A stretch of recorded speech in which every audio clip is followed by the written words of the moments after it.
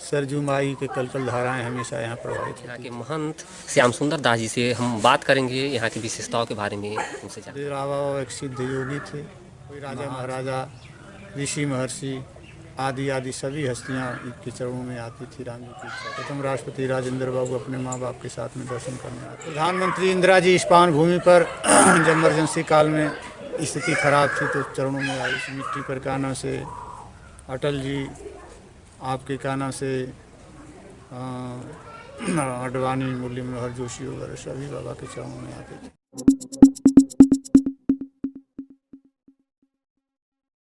देवराहा बाबा gate के ठीक सामने की ये तस्वीर है। गेट है, इसके अंदर प्रवेश किया जाएगा और देवराहा बाबा आश्रम पे जो पीठाधीश हैं श्याम सुंदर दास, उनसे यहाँ की विशेषताओं के बारे में हम जानकारी प्राप्त करेंगे।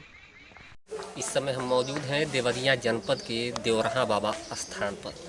कैमरामैन से चाहेंगे पीछे की तस्वीरें दिखाएं। यही वो देवराहा बाबा का स्थान है, यही उनका मचान है जहाँ पे देवराहा बाबा विराजमान थे। यहाँ के महंत श्याम सुंदर दास जी से हम बात करेंगे, यहाँ की विशेषताओं के बारे में उनसे जानकारी लेंगे। देवराहा बाबा आश्रम के आप पीठाधीश हैं, यहाँ के बारे में कुछ विशेषताएं बताएंगे। यहाँ के संदर्भ में जो आप पूछ रहे हैं तो कालांतर में यहाँ सरजू मैया थे, सरजू में ही बाबा रहते थे।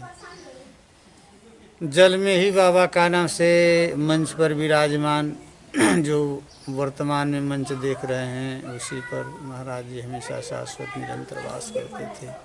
सरजू माई के कलकल धाराएं हमेशा यहाँ प्रवाहित होती थी और महाराज इस्पान भूमि पर दीर्घकाल जीवन यापन किए। जब हमारे इस देवरिया देवभूमि की देवरिया की संज्ञा नहीं थी, अतः बाबा के नाम से ही देवरिया जानी जाती है। और इस सरजू के प्रांगण में रहते हुए, सरजू के जल में रहते हुए बाबा ने इस मिट्टी पर दीर्घकाल तक तप किया, जिस दीवार में रहने के चलते देवराहा के नाम से जाने जाते हैं। देवराहा एक सिद्ध योगी थे, महान संत थे, कालजयी योगी थे, जिसके दर्शन से कोई राष्ट्रपति बना, कोई प्रधानमंत्री बना, कोई मुख्यमंत्री बना, कोई राजा महाराजा, ऋषि महर्षि आदि सभी हस्तियाँ के चरणों में आती थी राम जी की इच्छा से। देवराहा बाबा का दर्शन कर के हमारे देश के प्रथम राष्ट्रपति राजेंद्र बाबू अपने माँ बाप के साथ में दर्शन करने आते थे। बाबा ने कहा, इंदिरा एक दिन महान बनोगे, देश का राष्ट्रपति बने। प्रधानमंत्री इंदिरा जी इस्पान भूमि पर जब इमरजेंसी काल में स्थिति खराब थी तो चरणों में आई। बाबा ने कहा, माई कृपा दया है, पुनः सत्ता में वो भी कानों से आई।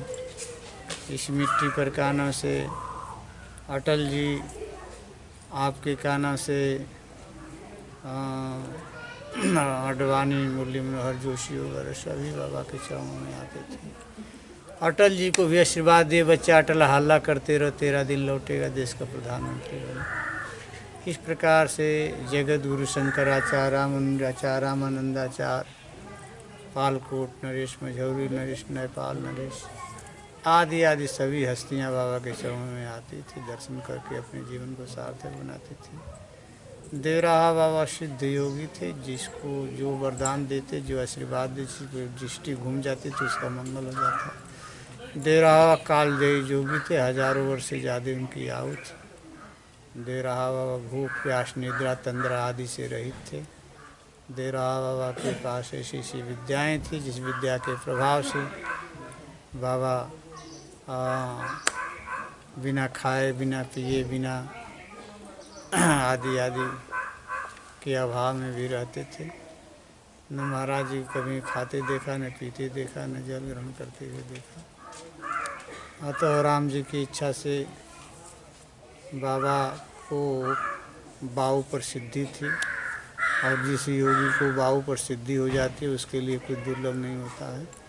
भगवान शंकर माता पार्वती से कहते हैं, देवी जिसका कुंभक सिद्ध हो गया उसको संसार में कुछ दुर्लभ नहीं है। वह योगी अंगूठा से पृथ्वी को दबाता है तो धरती दबने लगती है, सूर्य में संयम करता है तो सूर्य की ऊर्जा उसके आभ्यंतर आ जाती है, हाथी में संयम करता है तो हाथी का बल आ जाता है उसके पास में। अतः राम जी की इच्छा से कुंभक सिद्धि कुंभ सिद्धति, हे देवी, जिसका कुंभक सिद्ध हो गया उसको संसार में कुछ दुर्लभ नहीं है। अतः पूज्य महाराज जी का कुंभक सिद्ध था। उसी प्रकार से शास्त्रों में तमाम योग में विद्याएं हैं, जिस विद्याओं के बल पर हमारे महापुरुष गोरखनाथ, सनक सनंदन, सनकादिक, वशिष्ठ, विश्वामित्र आदि ऋषि महान हुए। वह विद्याएं बाबा के पास में थी, जिस विद्या के प्रभाव से बाबा भी कलयुग में देवराहा बाबा महान कहलाए। महामुद्रा महाबंधो महावेदस्य खेचरी उद्यान मूलबंधस्य बंधो जालंधरा तथैव करणी विपरीत करणी च वज्रौली शक्ति चालनम एतद्विमुद्रा दशकम जरा मरण नाशकम।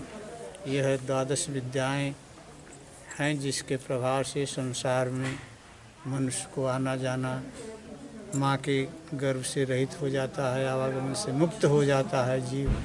उसी विद्या में सबसे बड़ी खेचरी मुद्रा योगी जन की मात्रे।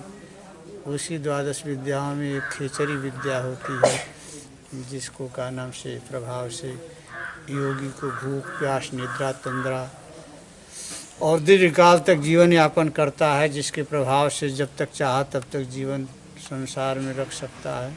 सा विद्या कथते खेचरी न रोगो मरणम तंद्रा न निद्रा न क्षुधा तृषा न च मूर्छा भवे तस्यैव मुद्रा वेत्ति खेचरीं चित्तम चरित खे यस्मा जिह्वा चरित खे गताः तेनैषा खेचरी ना मुद्रा सिद्धे निरूपिता।